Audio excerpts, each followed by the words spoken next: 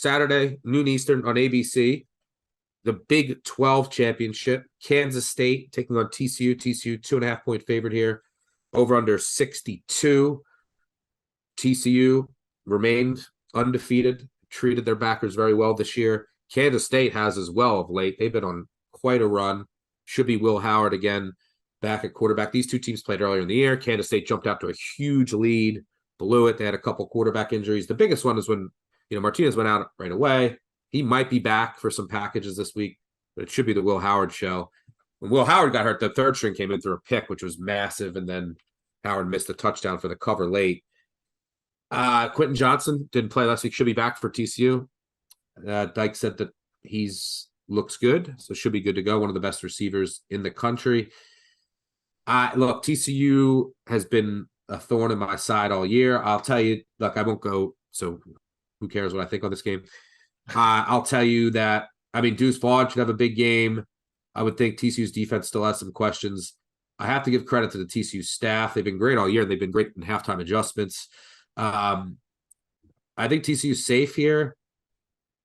I personally think Kansas State's going to win a close one, but I make it a pick. So I need 3. So if it goes to 3, I'll play Kansas State. And if it doesn't, probably in order to get action a lot of these games, a fun way to do it is, and we'll do this on our Big Bets on Campus live show on Saturday. I will have a round robin. Is just throw, small bet on a round robin underdog money line. Probably I might have Kansas State in there, but got to give respect to TCU for what they've done. I make this like a pick, coin flip, and I think TCU was minus 3.5 at home earlier this year, right? Yeah. And since then, I've upgraded TCU a little bit, but I've also upgraded Kansas State. They've been terrific. They've just been pounding teams. So, I think that this game is basically a coin flip. So I need that all important 3 in order to get involved with E-ball. What do you see here? I agree. I would make it TCU minus 3, but to me, it's a coin flip also. If you are holding a TCU 18-1, 14-1, 16-1, whatever from the preseason, my advice is to wait for a 3 if you can get it. I don't know if I would advise. It depends on how much money you're comfortable with, but even buying a 3 at minus 120 can get a little bit pricey when you're trying to hedge. So I would rather go for a 2.5. And if you can get a lot of money down on an alt line, like a +2, +110, that's not a bad idea either, because what we're trying to do here is ensure that you have money in your pocket to bet on bowl games. And I think maybe once in the last 3 years, I let tickets ride for all the futures that we've hit and these long shot, conferences that we've had. I think only once have I actually let it ride. And my only advice is take your initial buy, and I would go up to at least 4 times what you put it in, or I would just chop the ticket in half, right? So you could take, say, if you have $100 investment and it pays off $1,800 on TCU, I'd put $900 on Kansas State +2.5, +2.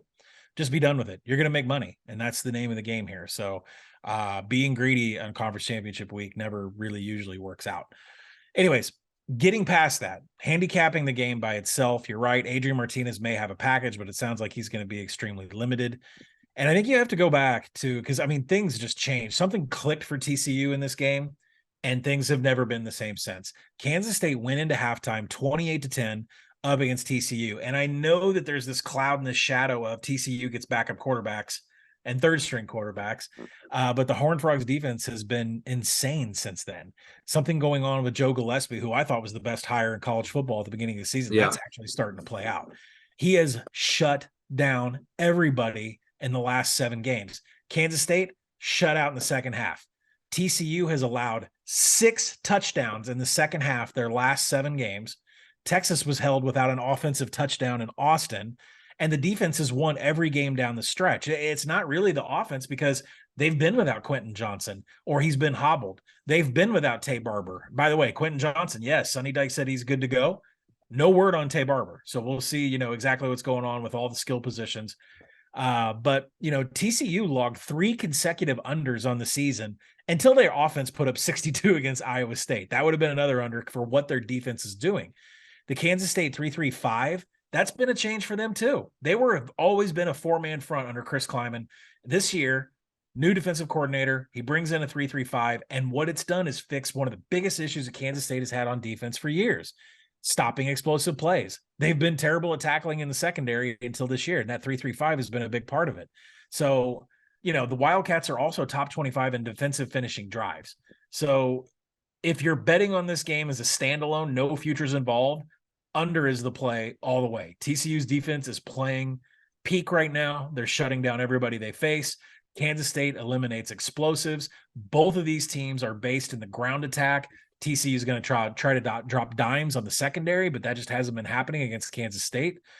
This is an under game all the way. As far as, picking a side in this, I agree with you. It's a complete coin flip. I would lean, if I had to pick one or the other with no futures involved, I think Kansas State wins this game. Yeah, I would tend to agree. But for what it's worth, TCU, this could be a big point in this game. We were talking some injuries. Their leading tackler, TCU's leading tackler, Johnny Hodges, he pulled a hamstring. Dyke said the staff initially thought it was worse than it was. He expects Hodges to do some practice tomorrow, and the team will evaluate from there. So that could be big against Deuce Vaughn. But if you look at why both of these teams are here, I would think that, one of the biggest reasons is the coordinator hires. And TCU specifically, one of the biggest reasons they're undefeated is because of Garrett Riley and Gillespie, who have just been tremendous across the board. Gillespie got out just in time before Tulsa cleaned house. Oh, yeah. Yeah, great. I mean, unbelievable timing.